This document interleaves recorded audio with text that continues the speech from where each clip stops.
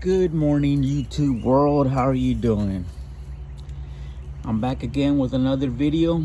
Please like and subscribe because I will be making more educational videos of what I've been through in my life experience doing landscaping. It's not for, I'm not saying that my way is the right way and there ain't no other better way. No. All I'm saying is the tools I've used, what I've been through, it's just my experience. Now, if I can help you make a better, wiser choice than the one I made at the time and help you out, then I've done my job. So today's video is going to be about tools that you can use to cut trees. Now, I don't have a chainsaw, a pole saw, or nothing like that. It's just handheld tools, you know, like where you're going to use your strength to cut limbs. And the reason I don't have a chainsaw and a pole saw because it's not in the budget right now to spend $400 on a chainsaw or $600-700 on a pole saw, because I don't get a lot of tree work. Now, the tree work I've had done and gotten this year have been a decent size. You know, I've done a few tree jobs. On one I cleared out a bunch of areca palms in the back. I thinned them up from the bottom all the way to the top, and I literally used the hand coronas. And if y'all know what I'm talking about, it's the little tools that you use in your hands. I had some here in the garage, but I got them in the truck. So I used that tool to clean up the areca palms, and it worked great. It worked beautiful. Those coronas, as a matter of fact, I've been having for like 12 years, and they just broke the other day. And they didn't break completely, but the tip of the corona, if this is the tip of the corona right here, the small handheld ones, that piece broke off right there, off of it. Why?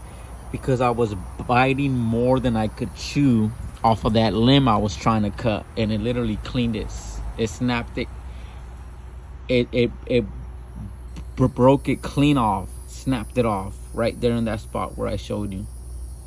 But I still use it because, you know, this right here, that piece that's missing is okay, but I'm gonna keep on using them. I have a brand new pair that I haven't even ever used, that I've been having for like 3 or 4 years, because I still had that old pair, but I'm gonna still keep on using the messed up ones until it literally breaks and falls apart. And like I said, I've been having those since 2011. And these loppers are great, but the other day, if you can see right here, the plastic came out that goes in there, and it's been a pain trying to put it back in, but it does still work. But this plastic, I think I'm just gonna, you see how it moves? I'm probably just gonna have to cut it, or cut the plastic that's weird here, so it'll slide back in. But these work great. I've been having these for like 2 years also. No problems with it. Everything is connected except for that little issue with the plastic.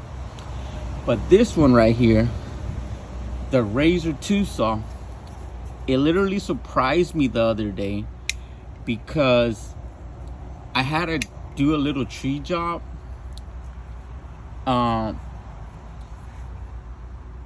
that I got right here in the back. The debris, I still got it here.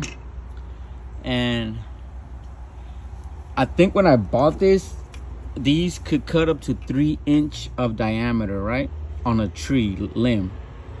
They do sell another size bigger than this that cuts up to 10 inches in diameter.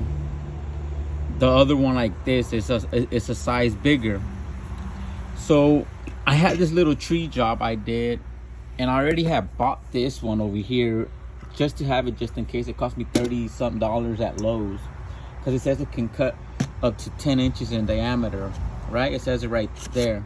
Well, The other one like that, like this one cuts the bigger size up to 10 inches in diameter. And now that I did that little tree job, I would recommend you investing in a bigger one and like this. Why?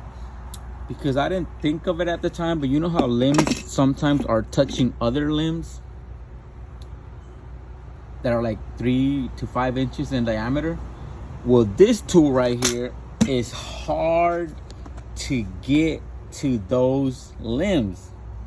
You struggle because you have to do it at a weird angle. And if you see this tool is super big, it's not easy to make this tool bend or move in a certain way versus this one right here. You know, this is smaller, and you just have the angle. You can move it easily. You know what I'm saying? But yeah, I would rather recommend you buy a bigger size than this one if you want to do light tree work. I'm not talking about taking a whole tree down with this, of course, not that, but just to, you know, cut maybe branches that are 3 to 8 inches in diameter that a gentleman wants raised up because they're hanging low. And of course, if you have a chainsaw or a pole saw, this video is not for you, because if I had one, I wouldn't use these tools either. But this is just the people that are starting their landscape business, and they don't want to spend $1,000 on a chainsaw and a pole saw, because that is a lot of money when you're just starting your business out the gate. Why? Because you're not going to get tree work every month. And sometimes there's a lot of people that approach me, ask me for a quote to do tree work.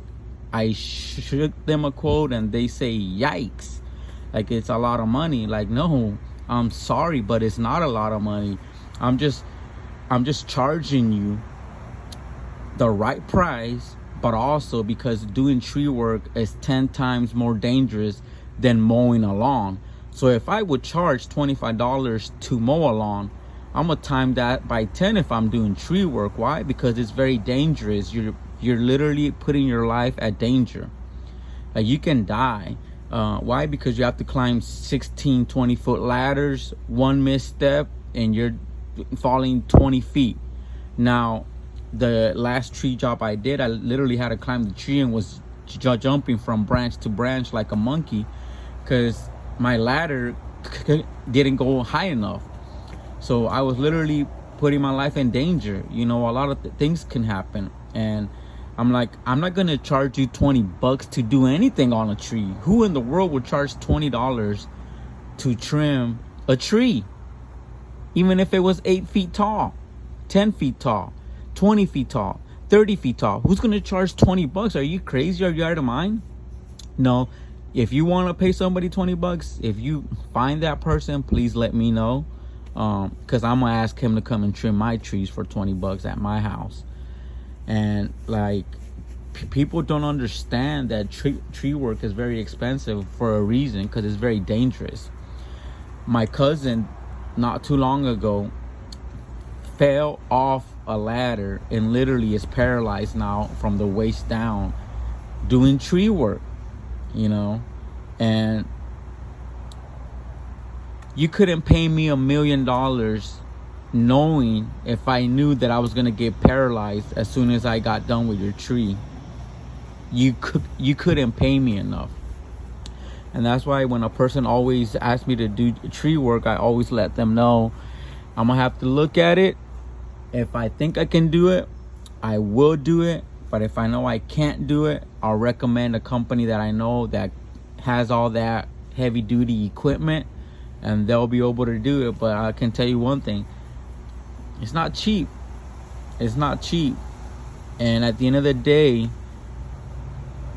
for the amount of work that goes in to cut a tree and all the hard equipment they use equipment that are $50,000, $60,000, $80,000.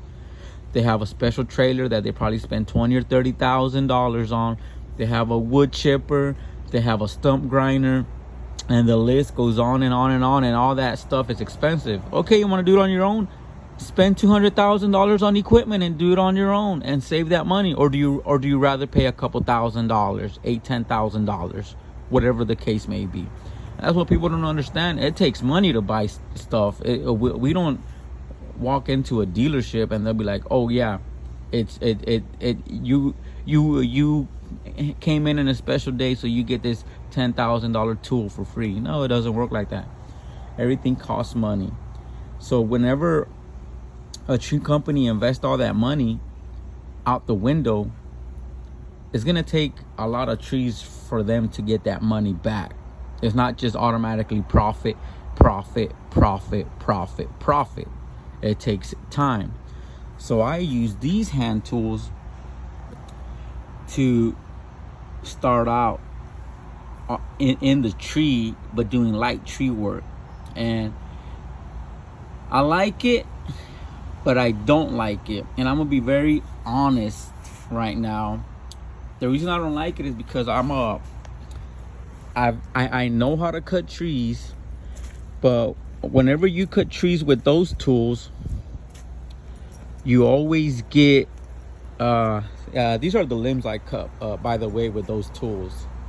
And you can see that these limbs are not like, little limbs. Look, this is my hand. Here's my hand right here on this limb. And then this one over here is another big one right here, probably like a 3 or 4 inch in diameter. Here's another big one. But the only reason I don't like these tools that much is because when you cut them, you cut straight up to the point where then the limb is too heavy, that it literally starts to droop to the ground, and it droops slowly, and then it just tears this off of the remaining limb, or the limb that's attached to. And that's the only thing I don't like, because you want that clean cut on trees. You don't want to leave anything hanging over the limb. Like here's another limb, pretty decent sized one, that the same thing happened. You got this little piece right here, and you don't want that. You want it to be nice, as clean as possible. But I do the best job I can with the tools I have, and the tree is not gonna like be infected or die real quick or nothing like that, because I'm still doing as best as I can, because I know better. But like little limbs like these, yeah, these you can cut clean straight. See, no nothing there. This one over here has it a little bit right here, but for the most part, it's cut clean. But yeah, but because what happens is, you literally, what you want to do when you're cutting a limb that's like this size right here, so you don't have this problem anymore, and depending how the angle of the tree is, you want to cut your first cut underneath the limb. You want to cut underneath your limb if you're able to reach it, but sometimes you can't reach it because of the angle it's in. So you do your first cut underneath, and then you start cutting above on top. So whenever the limb starts to droop, the cut you made underneath will literally cut it and snap off all evenly right there, instead of having this hanging over. And like I said, let me give you an example of how sharp this tool is. Watch. I'm gonna hold this down. See, it cuts real good. Yeah, you have to use a little bit of strength, but look, it cut it right off. And imagine how much better the bigger one is. So I would recommend you purchasing the bigger one, because you're gonna use it. Because what happens is, this one you can only use up to 3 inches in diameter, right? Versus the bigger one, you can use from 3 inches to 10 inches in diameter. So why not just spend the extra money on buying the bigger size instead of buying this one and then the bigger one? Because I'm gonna have to purchase the bigger now, how I've seen this little one work, and it works great. I like it. I did most of that work that I just showed on the video with this right here, and I can't believe it that this little blade had the power to do all that. And this one, I can't really use it. This one right here works great if the limb you're cutting is literally just that limb and it's straight, like it's straight, it's clean.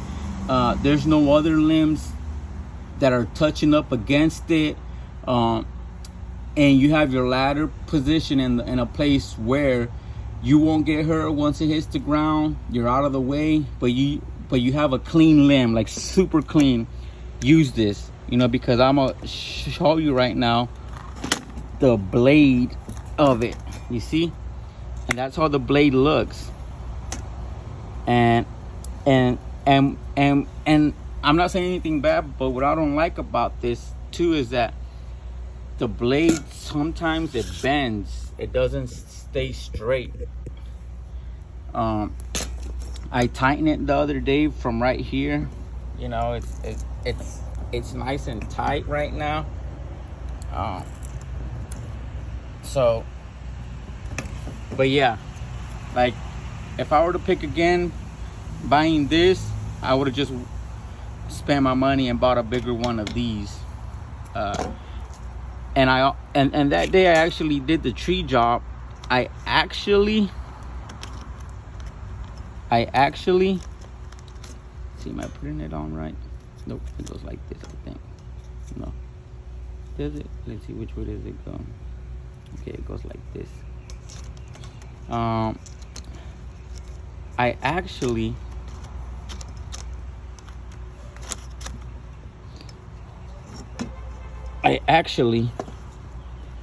had to, yeah, it's on there right. The other day when I did this the tree job, I actually had to hook up this to an actual stick and zip tie it to use it as like a extension, because I just could not reach the limb. So I use this stick right here. I literally zip tied this right here as much as I could. I put like 5 zip ties on here, and it was very strong and sturdy. Made my job easier, because I don't have a pole or anything like that yet, you know, because those tools, you know, are $300 to $200, you know. And in my mind, I'm thinking right now I can put the extra time, the extra effort, and do tree work like that. Eventually I will get a chainsaw and a pole saw, but that's when I know I'm picking up at least a tree job every month or every 2 months. Then you know it's a good time to start to buy your hard equipment, and by then you already made a couple $1,000s off of just these handheld tools, you know. So yeah, that's the video I wanted to make on today about these tools. I've been thinking about purchasing the handheld steel battery powered mini chainsaw, the very little one. It's not like a chainsaw, it's like a pole saw. It's like $200-300, and I've seen videos on it, and man, it works good. And I've been thinking about it, or I'm thinking, or just wait another year and then just buy your pole saw that I've been wanting for years and years and years. So I'm still thinking about it, I'm debating about it. But if this video helped you in any ways, please like it, please subscribe. I'm gonna keep on making more videos, because this is stuff I'm learning out in the field, and I just want to share it back with you guys to help you guys out. And have a wonderful day. God bless you. May the Lord Jesus Christ bless you this week. Sunday is Pentecost Sunday, so I know our church is going to be super pumped up. It is how a lot of churches were started on Pentecost Sunday. You know, that's basically like our Super Bowl. You know, I'm not talking about the resurrection, you know, Sunday, because that's the Super Bowl of all Super Bowls. But thank you, God bless you, and have a wonderful rest of your week. All right, bye.